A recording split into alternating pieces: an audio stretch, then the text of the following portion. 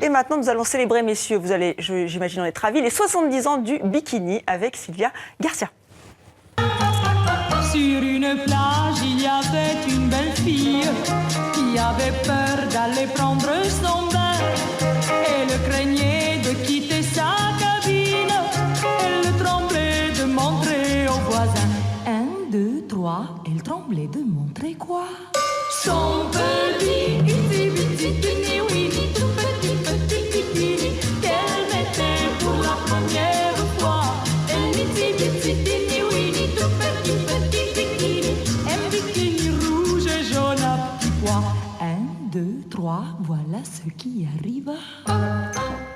Bonsoir Sylvia. Bonsoir Estelle. Un tout petit bikini, c'est un peu le principe, qui fête ses 70 ans et qui fait l'objet de livres, d'expositions et d'une chronique. Et d'une chronique. Le bikini, vous le savez, une bombe anatomique selon la formule de Louis Réard, l'ingénieur français qui baptisait ainsi son invention. Le bikini du nom d'un microscopique atoll du Pacifique Sud sur lequel les Américains procèdent à un essai nucléaire le 1er juillet 1946.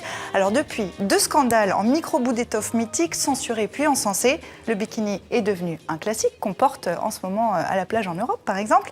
Mais à Paris, si vous êtes à Paris, une exposition retrace cette histoire. Visite avec Guillaume Gouet. Sur une plage, il y avait une belle fille qui avait peur d'aller prendre Son bain, elle craignait de quitter sa cabine. Elle tremblait de montrer aux voisins. 2, 3, 4, tell the people what she wants. Le bikini raté, en fait, on peut dire, c'est le premier bikini qui a été présenté au public en 1946. Il était extrêmement petit. Ses détracteurs disaient qu'il tenait dans une boîte d'allumettes, ce qui n'était pas vrai, mais il était extrêmement échancré. Donc, et ça a choqué beaucoup. Elle craignait de choquer ses voisines, et même aussi le gêner ses voisins. 1, 2, 3, elle craignait de montrer quoi? Et finalement, en 1953, au Festival de Cannes, Brigitte Bardot a mis le premier bikini, on va dire, médiatisé. Et depuis cette période, ça a été repris aux États-Unis, dans les films, dans le cinéma. Underneath the mango tree. Underneath the mango tree, my honey and me. Who's that? Le maillot de bain n'est pas anodin. Depuis le 19e siècle, on demande aux gens, aux baigneurs sur la côte pacifique de se couvrir. Les hommes de mettre des pantalons. Les femmes avaient des robes en maille qui étaient extrêmement lourdes quand on se baignait. La baignade, depuis cette époque, a été beaucoup controversée sur toutes les côtes. Jusque récemment, dans les années 70, en Espagne, en Grèce, où le bikini était interdit par Franco à un certain moment. Et c'est très intéressant de voir comment le bikini a évolué avec les tendances et les libertés finalement. Je pense que le bikini représente un peu la liberté d'expression, la liberté, la conscience de son corps, le féminisme également.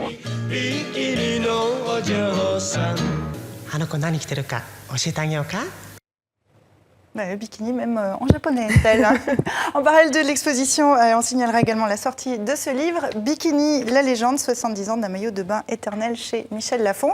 Et puis pour aller plus loin, je vous recommande la lecture de cet article sur notre site Terrienne, consacré à la condition féminine. Le bikini rime-t-il toujours avec liberté? Vous verrez que le monde est un éternel recommencement. Estelle, les premiers 2 pièces remontent en fait à l'Antiquité. À l'Antiquité. Voilà, Mais on n'a bien rien sûr. inventé. Et au Brésil aussi, il y a beaucoup de succès avec le bikini. Alors, il y a le sport avec les JO, mais la musique, évidemment. Et bien sûr, et qui dit musique au Brésil dit samba, et qui dit samba ignore souvent qu'il y a de nombreux genres dérivés. Je vous propose de découvrir le choro, pour ceux qui ne connaissent pas.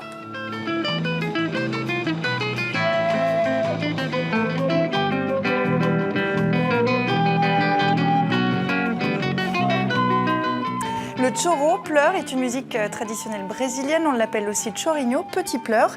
Pas de larmes à verser pourtant sur son rythme plutôt enjoué.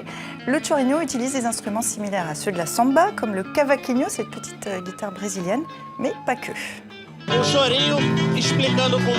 Le chorinho, pour l'expliquer rapidement, c'est comme si c'était une évolution de la samba, mais pas une évolution dans le sens de supprimer la samba, mais bien de faire la samba d'une manière différente.